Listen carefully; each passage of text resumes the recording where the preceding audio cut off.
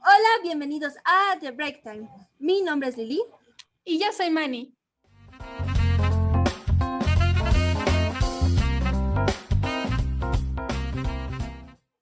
Y el día de hoy traemos nuestra primera invitada, Mitch. Hola. Hola, gracias por invitarme. Estoy muy halagada. Qué bueno. ¿Cómo te sientes, Mitch? ¿Ya lista? Sí, estoy nerviosa. Pues el día de hoy vamos a tocar un asunto que creo que es bastante interesante. Vamos a hablar sobre los asesinos seriales. Entonces, para comenzar, vamos a empezar con una pregunta. ¿Se nace siendo asesino o se hace? Interesante pregunta. Yo creo que tiene que ver también una parte biológica y una parte social, porque hay ciertos factores biológicos con respecto al cerebro y la segregación de ciertas sustancias, y otras también es por el entorno social, porque muchas personas, aunque puedan, no desarrollan, pero nacen con un déficit de maduración del órgano emocional, por así decirlo, que no se convierten en asesinos porque tienen diferentes factores que no fueron cruciales para que fueran por ese camino, sino que tomaran otro rumbo. Es una compleja pregunta. Creo que estoy completamente de acuerdo con lo que dice Mitch. Creo que existen personas que no nacieron psicópatas, el entorno los volvió psicópatas, la violencia que estaba a su alrededor, la necesidad, entre comillas, muchísimas comillas, y yo personalmente me gusta creer que la mayoría de los psicópatas son por ese lado, porque me cuesta mucho a mí, Lilian, aceptar que ha habido personas que su cerebro ya viene con cierto botón que les hace ser psicópatas. Me cuesta mucho pensar que hay personas que el nivel de empatía no existe. Y no digo que estas personas sean malas, sino que estas personas pueden acercarse más a ser psicópatas. A veces a mí, como supongo que le pasa a la mayoría, no le gusta aceptar la parte biológica, porque es no tener control sobre algo. De hecho, justo como mencionan, el cerebro de los psicópatas sí es diferente porque tienen actividades disminuidas en ciertas áreas de la conciencia y el procesamiento de emociones, además de la sensibilidad de la violencia. Los que matan por sentimiento de furia tienen una actividad más alta en el cerebro prefrontal, y los que son un poco más metódicos, o sea, los que piensan cómo lo van a hacer, o que ya lleva aquí todo un proceso y que son bastante fríos, tienen todo lo contrario, el alto trabajo prefrontal, y en la amígdala hace que el remordimiento no esté en la persona, y por eso lo hacen consecutivamente y lo pueden hacer varias veces y va a ser como me vale. Además de que tienen baja frecuencia cardíaca, y esto produce que no tengan miedo a las consecuencias. De hecho, no tienen remordimientos porque para ellos eso no está mal, porque no piensan que dañar a alguien más está mal, piensan que a lo mejor las otras personas están para complacerlos a ellos. Entonces lo hace como pensando en la persona como un objeto, no como alguien que siente o que puede seguir viviendo, sino un método para llegar a un placer, un deseo, a lo mejor sentirse bien, sentir satisfacción, sentirse vivos. Es bastante fuerte entender que no todos ven a las personas igual, y también entender que estas personas, tú no eres una persona, eres un objeto y cumples cierta función para ellos, una satisfacción. Hay algunos que les cuesta mucho trabajo y el único punto de satisfacción que tienen es cuando matan a esa persona. Y esto yo lo chequé justamente en un documental, que el asesino empieza a pasar por una serie de fases, que estas fases fueron sacadas por Joel Morris. La primera es fase áurea, se refiere a que el asesino pierde contacto con la realidad. La siguiente sería la fase pesca, que es cuando empieza a buscar a su víctima, y normalmente a veces aquí agarran como algún objeto o alguna cosa que tenga la otra persona que esté buscando que satisfaga lo que están pensando. Por ejemplo, si se imaginaron la escena en que van a matar a alguien rubia, van a buscar a alguien rubia. Si se imaginaron la escena en que tenía un collar grande, van a matar a alguien que tenga el collar grande. Ya después viene el tema de la succión, cómo van a acercarse a esa persona para poder ya apresarla, que ya sería la siguiente fase, que sería de captura, y hacer lo que tengan que hacer, satisfaciendo su fantasía que han generado en la primera fase. Entonces, en ese momento se sienten completos, se sienten bien, pero cuando termina, que no les dura mucho, digamos, se vuelven a sentir incompletos y creen que solamente esa necesidad se va a cubrir si lo vuelven a hacer y lo vuelven a hacer. Tienden a ser muy repetitivos y la mayoría de los asesinos seriales tienen cierta víctima porque tienen cierto apego, como que tienen un pasado con el tipo de víctima. Por ejemplo, estoy pensando en el payaso asesino, John Wayne Gacy, que era homosexual, pero por su familia y por su historia nunca se aceptó realmente. Entonces sus víctimas eran jóvenes, hombres, bueno, adolescentes, niños que atrapaba cuando se disfrazaba de payaso, y de hecho nunca tuvo como sentimiento sexual o deseo sexual con sus parejas, y de hecho estuvo casado 2 veces con mujeres y tuvo hijos, pero nunca dijo que tuviera realmente deseos, sino sentía eso por los hombres y como que se culpaba por eso también los asesinó. Cierto, cierto. Creo que también era religioso. Entonces estaba esta parte de no puedo. Estaba pensando en un ejemplo así con Ed Kemper. Fue un asesino en serie que yo luego veía podcast y demás donde lo metían. Y él llegaba a matar chicas que iban a la misma escuela en la que la madre daba clases. Entonces tenía algo que ver con la madre. Era como la unión. No eran chicas que encontraba por ahí, eran chicas que sabía que iban saliendo de la misma universidad. Y era la forma de quizás esta frustración que sentía hacia la madre, encarnarla en una mujer joven, indefensa, ¡pum!, son las chicas. Y es bastante fuerte saber que muchas de estas personas lo único malo que tuvieron es tener una característica. De hecho, la mayoría de las víctimas, la mala suerte de tener algo, un vínculo, por así decirlo, o estar en un mal momento. Ese es un tema que en serio a mí me causa mucho conflicto porque hay cosas que no puedes controlar en este sentido y llega a entrarte un pánico porque es como de puedo salir ahorita en la calle, o sea, no puedo permitirme enojarme con alguien o pasar cualquier cosa porque por cualquier cosita te podrían matar un asesino serial, ni siquiera sabes si te lo vas a encontrar, no sabes si ya están buscando a alguien con tus características. Da mucho miedo porque no es algo que realmente ni puedas controlar ni puedas observarlo, verlo desde que ves a una persona y decir, es un asesino serial. Eso no se puede. No tienen características tan detonantes a primera vista. Mi miedo es más ser la primera víctima. No quiero decir que sea la última, pero a lo que me refiero es, yo quizás incluso como mujer, adolescente, chavita, mi miedo sería estar en un lugar donde una persona quiso ver hasta cuánto valor podía tener en hacerle daño a alguien, hasta cuánto podía llegar. Y quizás no lo vuelva a repetir, pero salí víctima. Y siento que eso a mí en lo personal me da bastante miedo. Justo lo que ustedes decían, puede ser cualquier persona, o puede ser que yo caminé a tal lugar e iban por otra persona, o puede ser que alguien sacó una pistola y decidió aventar tiros al aire. Puede ser que alguien tuvo un accidente y ¡pum!, tan tan. Este tema es bastante interesante, pero en cierta medida te das cuenta de que sí, no hay ningún límite, no hay ninguna característica, un molde, y te pone alerta de cualquier persona. Si es demasiado callada, es sigiloso y misterioso, aguas, pero si es demasiado enfático y extrovertido y trata de caerte bien y carismático y es insistente, aguas también. Y si es una persona neutra que parece que tiene todo normal, aguas también. Entonces llegas a este punto en el que no sabes muy bien cómo es esta persona, no tanto por saber si es un asesino serial, sino por saber si es un sujeto violento. Igual justo por esto es muy importante que tú sepas con quién te estás relacionando. Ok, para mí puedo decir que nadie cercano puede llegar a ningún crimen de este estilo, pero quién sabe, ¿sabes? Hay un caso, el de Ted Bundy,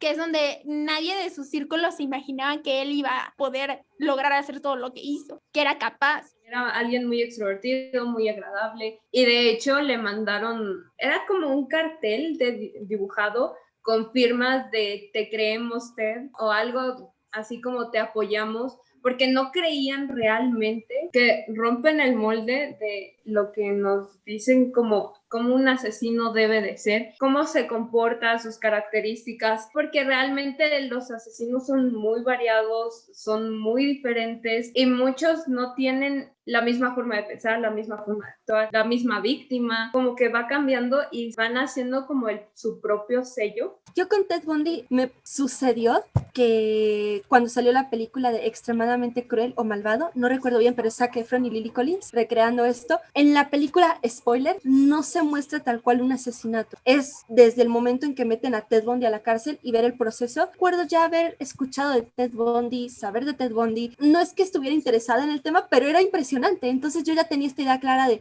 claro, es el asesino, no pasa nada. O sea, yo ya vengo mentalizada, ¿sabes? Y recuerdo salir de estas personas que estaban viendo la película conmigo, que ni siquiera las conocía, eran más como personas, y que hicieran comentarios sobre cómo la película retrataba a un hombre inocente que fue acusado, creaban una historia, y para mí fue bastante choqueante porque fue espera, es que está basado en hechos reales, porque sí fue un asesino serial, y me di cuenta que mucho se desvió por el actor o por cómo se mostraba la película. Entonces para mí incluso fue frustrante en el momento porque no es una historia que se sacaron de la manga y donde se recalca demasiado el hecho de que las personas no podían creerle por su aspecto físico, como para que las personas en el cine tampoco le creyeran al 100 por su aspecto físico. Y si tú no eres capaz de ver una película de más de 60 minutos en donde se está exponiendo que este estereotipo no concuerda y aún así no le crees a la película, es bastante choqueante, porque si eso sucede en algo donde está en una pantalla y sabes que la persona no te va a hacer daño, ¿qué tanto podría pasarte en la vida real? Justo por eso igual hay que tener mucho cuidado con el tema de los estereotipos y las apariencias y no dejarse guiar nada más por ese canal, porque, o sea, en este caso, esta persona se mostraba súper carismática y terminaba siendo muy manipuladora, como situaciones como, no sé, se vendaba, ¿qué era, la mano o el pie? La mano. La mano, para que alguien más le ayudara, lo aislaba y ya lo mataba estando ahí. Tenía estudios, era muy social, se veía que era muy inteligente. Normalmente usaba el truco de la llave, hacía como que se le caía la llave y hacía que esa chica se agachara para recogerle la llave y le pegaba y así la metía a su bochito, que es un clásico de Ted Bundy. Y me sorprende mucho porque logró secuestrar a una chica en una feria, en un lugar llenísimo, con mucha gente, y aún así no lograron identificarlo al 100%. Nosotros no tendemos a separar mucho lo físico de lo mental, tendemos a juntarlo y creemos que si una persona se ve bien, se ve elegante, es una buena persona, pero realmente no, porque no conocemos. O sea, aquí ya viene igual entrando la psicología. Obviamente nosotros tenemos ya unos estereotipos predispuestos que va a ser muy complicado quitarlos porque esto nos ha ayudado a sobrevivir como especie y aprender qué es lo peligroso y lo que no. Entonces siempre hemos relacionado lo feo con peligroso y por eso cuando alguien se nos hace guapo o lindo, nos dejamos guiar por su apariencia, es como, pues es buena persona y ya. Y cuando alguien feo se te acerca es como, wow, necesito tener precaución. Entonces ahorita hay que entender que nosotros como ya somos unos seres razonables, tenemos la capacidad para usar esto a nuestro favor. Aparte de que me he dado cuenta que los asesinos seriales, cuando los descubren es porque querían ser descubiertos. Hay asesinos que se dan a la policía nada más para que les den el reconocimiento de que mataron a un buen de personas. Cuando una persona tiende a ser atrapada, está esta opción de asumir los cargos o no asumirlos. Y en asesinos seriales está esto de nunca le hice daño, no sé de qué me estás hablando. Tú como policía o como autoridad los unes, pero la persona nunca se hace responsable a palabra de ello. Y también está el otro caso donde inflan mucho los casos. Maté a 500,000 personas, niños, y evidentemente no. Y ni siquiera sabe quiénes son ellos mismos. No sé cuántas veces se hayan dicho a ellos mismos que lo que estaban haciendo estaba bien, qué puntos se hayan dicho que estaba mal, que era necesario, que no era necesario, qué punto esta mentira que le cuentan a la sociedad en verdad se la creían ellos mismos. Sí ha de ser bastante cansado, ¿no? O sea, andar fingiendo y acordarte de cómo eres con absolutamente todas las personas para cuando llegues con estas personas actuar de cierta manera y que no se vaya borrando tu imagen. Aunque igual cuando ya generas una imagen es muy complicada que se te quite. Bueno, el caso de Ted Bundy fue que lo atraparon, de hecho, porque iba a exceso de velocidad. Se saltó un alto, creo, más bien, y lo detuvieron por eso, y cuando lo llevaron a la comisaría se dieron cuenta de que era el Ted que estaban buscando y ahí lo arrestaron. Bueno, ahorita hemos hablado bastante de Ted Bundy, pero ¿a ustedes cuál ha sido el asesino serial que más les ha impactado? ¿Este caso de Ted Bundy o tienen algún otro? asesino serial a sangre fría, por así decirlo, sería Jeffrey Dahmer, el asesino de Milwaukee, por la manera en la que lo hacía y por la culpabilidad que lo hacía. Porque yo en lo poco que sabía de asesinos seriales en ese momento, para mí fue como, ok, los asesinos seriales tienen un interés por el asesinato y él lo tenía por lo que hacía con el cuerpo. Entonces para mí era como, ¿qué está pasando?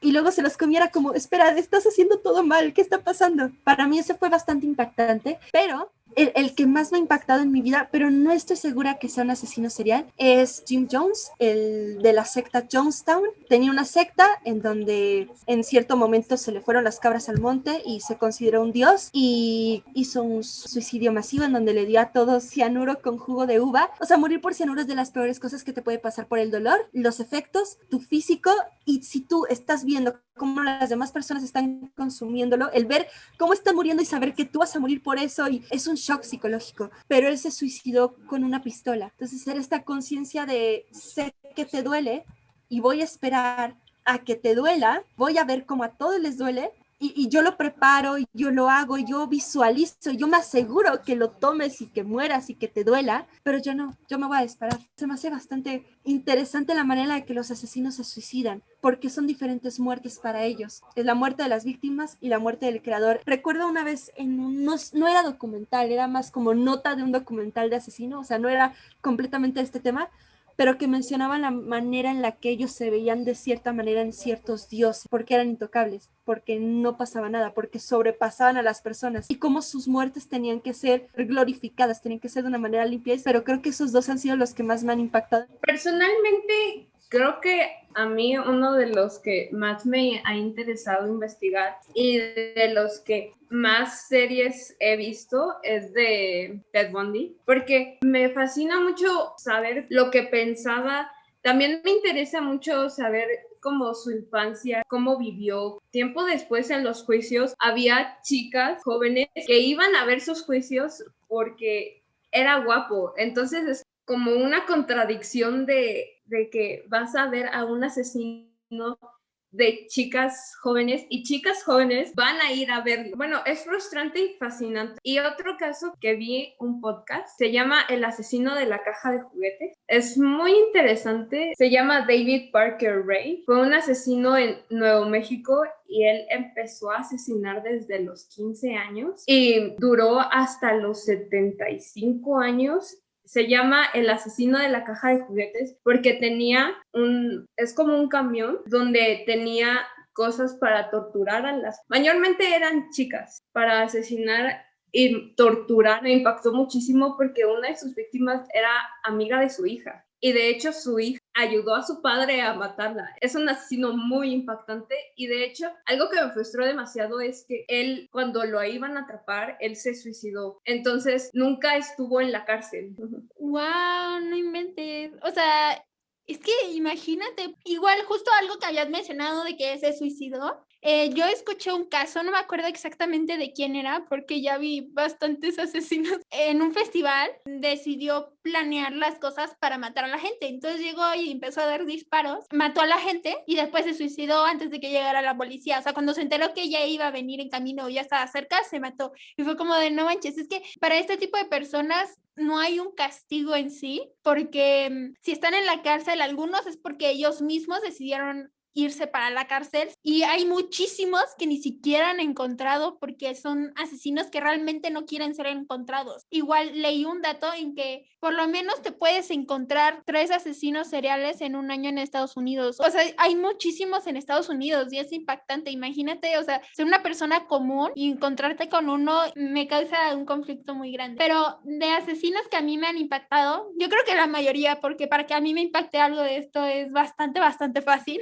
Pero yo creo que la que más ha sido Isabel Báthory. No sé si la conozcan. Creo que no. Me suena, pero no la ubico. Es mejor llamada como la Condesa Sangrienta. Esta muchacha nació siendo noble en Transilvania. Vivía en un castillo y empezó a sufrir unos ataques de locura, que ahorita ya eso es considerado como episodios de epilepsia. Pero ella empezó a matar a partir de los 44 años, cuando le estaban creo que arreglando un vestido o algo, y la muchacha que se lo estaba arreglando se pinchó el dedo, entonces vio la sangre Y Isabel Báthory tenía una obsesión muy grande por la belleza y la juventud. Entonces se le metió a la cabeza cuando vio esa gotita de sangre que se iba a dar más juventud si mataba a otras personas. Entonces empezó a matar a doncellas. También los mandaba a matar por el mayordomo y metía la sangre en una tina y se bañaba en la sangre y era como, oh my God, ¿cómo es eso? También hubo otro que me impactó, que este fue el hombre de hielo. Pues este hombre es impactante porque hay una entrevista en YouTube que si quieren vayan a verla, en la que el señor está orgulloso de lo que hizo y no se arrepiente de las muertes. Le preguntan que más o menos a cuántas personas ha matado. Y este señor dice que por lo menos más de 100, pero que puede llegar a haber matado más de 200, porque ya no se acuerda de todas las víctimas. Pero a mí me causa un conflicto porque este señor mataba por todo. O sea, si tú te lo encontrabas y te miraba feo, te mataba. Si estabas en un bar y estaba de mal humor, te mataba. Creo que lo único que no se arrepintió fue en el daño que le hizo a su familia porque él se casó y estaba muy enamorado de su esposa, pero no sabía controlar sus emociones. Era como si se cambiara de persona totalmente y no pensara cuando se enojaba. Entonces maltrataba mucho a su esposa por eso. Y dice que hubo una vez que él le dio la oportunidad a la esposa de que ella lo matara y pues no lo mató, así que le tiene como toda la confianza del mundo a la señora y que también le causó unos traumas a sus hijas, pero sí está bastante impactante. Se llama El hombre de hielo porque congelaba las partes de sus víctimas. Me acordé de Vlad el Empalador. La historia de Drácula está inspirado por él. De hecho, hizo un bosque empalado donde podía verlos desde su castillo. Su patio estaba lleno de cuerpos y él los admiraba. Él llegó a consumir la sangre. De ahí viene lo de que Drácula tome sangre. Era de las cosas que tenían más en común con Drácula y Vlad el Empalador, porque creo que las historias son muy diferentes. Como de hecho los asesinos vienen desde muchísimo tiempo atrás, no es nada reciente. Tengo que hacer una pausa histórica por los dos personajes.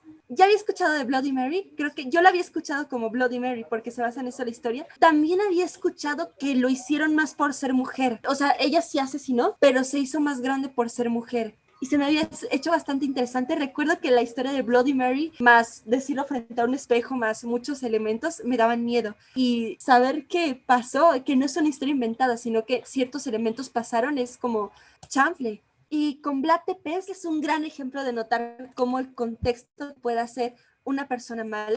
Vlad Tepes fue raptado por los otomanos en su infancia, junto con su hermana. El papá de Vlad Tepes era de la orden de Drácula, que era una orden católica, y entonces venían los otomanos y se los llevaron como una moneda de cambio. Tú te portas bien y yo tengo a tus hijos, tú haces algo mal y yo mato a tus hijos.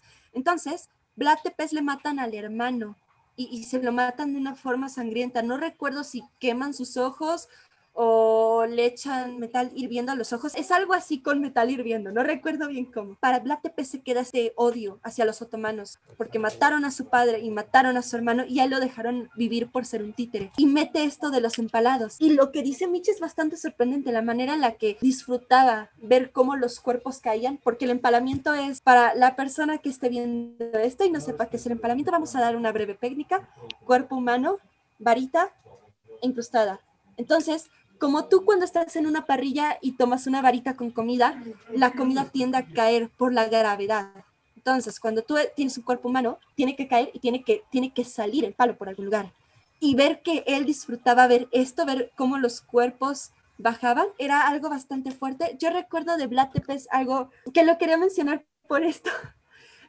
Como que hice mucho contexto, pero lo quería mencionar porque cuando ve que matan a su padre, hace esto con los empalados y los otomanos lo ven y no quieren invadirlo porque piensan que el tipo está loco y al final va a matar a sus súbditos, no vale la pena. Entonces, por un lado salva a sus súbditos y por el otro los mata empalando. Es esta mente en donde estoy haciendo las cosas bien, pero a mi manera. Y mata a ciertas personas que defraudaron o traicionaron a su padre, haciéndolos que suba una colina, viéndolos morir poco a poco. Después los obliga a construirle un castillo. Entonces esta manera en la que yo estoy dando venganza, estoy matándolos a todos y estoy haciendo un completo batidillo de cuerpo, sangre y destrucción, pero soy una gran persona. Yo busco justicia por mi pueblo. Y es como, ¿qué demonios? Porque ya como último paréntesis, él muere igual en una guerra pero defendiéndolo, o sea, desde su punto de vista siempre estuvo defendiendo. O sea, yo los voy a matar empalándolos y con una manera cruel por defenderlos. Es esta manera retorcida de un asesino o un psicópata que existe desde este tiempo y que puede llevar no solo a víctimas, sino a una nación completa a un hoyo de destrucción y agonía. Justo todo lo que han mencionado ahorita yo no tenía ni idea, o sea, no sabía lo de Drácula, ni lo que acabas de mencionar, ni nada, wow. También otra cosa es que se me hace bastante importante que pensemos que no nada más los asesinos seriales son hombres, porque la mayoría que hemos mencionado, excepto 2, han sido hombres, porque inconscientemente, la verdad, yo pensé que no había mujeres, cosa que suena bastante mal, porque pues tanto el hombre como la mujer puede hacer las mismas cosas malvadas y hasta más de las que imaginamos. Cuando empezamos a investigar de casos de mujeres y todo, era como también impactante, porque los mismos investigadores que van tras estos asesinos cometen este error y por eso las mujeres muchas veces salen con la suya. Como un caso en México, la Mataviejitas, que fue una asesina y se hacía pasar como enfermera, pero la policía en ese tiempo al principio no relacionó que fuera un solo asesino, creía que eran asesinatos por separado. Cuando decidieron juntarlo, creyeron que estaban buscando a un hombre o a un transvesti por las descripciones que tuvieron, pero no se les ocurrió que fuera una mujer. En esa época tampoco habían habido asesinatos en serie en México, entonces la policía no estaba preparada o no sabía qué hacer realmente cuando se toparon con este caso. De hecho, fue por un descuido de ella que la lograron atrapar. Bueno, un descuido y una casualidad, pero fue muy sorprendente para todas las personas también que seguían el caso y se dieron cuenta que era una mujer. ¿Por qué creemos que este tema es importante? Porque nos hace entender, no que estas personas sean heroínas o héroes, hay que bajarlos de ese pedestal, no hicieron algo bueno, tampoco tuvieron un valor de hacerlo, son una basura de personas y destruyeron algo, tuvieron una actitud destructiva que hizo que la vida de otro ser humano acabara. Entonces, ¿por qué es importante mencionar esto? Porque muchas veces nosotros sin querer, a lo mejor por estas hazañas en la cabeza, que son cosas que nosotros jamás haríamos, tendemos a pensar, wow, el valor de hacer eso no es valor, es idiotez. Entonces, a lo que voy es, estos temas son importantes porque nos enseñan lo vulnerable que somos y lo alertas que debemos de estar ante las situaciones y ante lo que nos rodea. No porque todas las personas vayan a ser asesinos seriales, no porque todas las personas nos vayan a hacer daños, sino por las situaciones de vulnerabilidad en la que nos metemos sin darnos cuenta. Entonces, si somos conscientes de que cualquier persona puede llegar a producir esto, o puede llegar a ser una víctima, también ser conscientes de que habrá medidas de que, ok, no puedo identificar que puedes hacerme daño, pero puedo identificar factores que me están fallando en mi seguridad y mejorarlos, ¿sabes? Entonces, mientras tengamos eso en claro y no ocupemos el nombre de un asesino serial como, wow, no puedo creer cómo lo hizo y, Dios, la técnica y no, mientras tengamos esas divisiones, todo bien. Justo creo que lo resumiste bastante bien. Algo que quería añadir también es que debemos ser precavidos con quién nos juntamos y a quién le damos información personal, checar también sin que nos sigan a la casa o así, o cambiar constantemente, o no constantemente, pero cambiar de vez en cuando las rutas por las que vas o ir variando. Pero creo que también algo importante es no llegar a la paranoia, no llegar a esa idea donde estar volteando a cada 3 pasos y empezar a mirar por todos lados a ver si alguien te sigue, porque eso tampoco es sano. Tampoco es sano que estés temiendo toda tu vida por algo que puede o no puede pasar, parecer hasta asustados en la calle, porque luego también tienden a fijarse en eso, en cómo actúas en la calle, en cómo vas, si vas distraído, si vas viendo por todos lados, si vas asustado. Ve con precaución, pero discreto. Algo que me han dicho es que también camines con seguridad, porque aparentas que puedes afrontar las cosas. Wow, este es un excelente consejo. Y bueno, creo que esto ha sido todo por el podcast de hoy. Esperemos que les haya gustado un montón y muchísimas gracias a ti, Mitch, por venir. Espero que puedas venir más seguido y que te haya gustado y lo hayas disfrutado bastante. Sí, invítenme más, ¿no? Claro. Aquí bienvenida. No olviden suscribirse a este canal, compartirlo, darle like y comentar aquí abajito qué es lo que opinas tú. Y si quieren ver más de este tipo de contenido o algunos pequeños clips, frases o cosas que les pueden ayudar. Recuerden seguirnos en Instagram y TikTok como @breaktime.oficial. En Facebook estamos como Breaktime. Ya se suscribieron, recuerden que tenemos casi siempre un video cada semana y en Instagram tenemos bastantes frases y comentarios que creemos que les pueden ayudar, además de recomendaciones musicales, de películas y de series. Y bueno, sin más que decir, esto ahora sí ha llegado a su fin. Recuerden que yo soy Manny. Yo soy Lili. Y yo soy Mitch. Y esto es The Break Time. Hasta la próxima.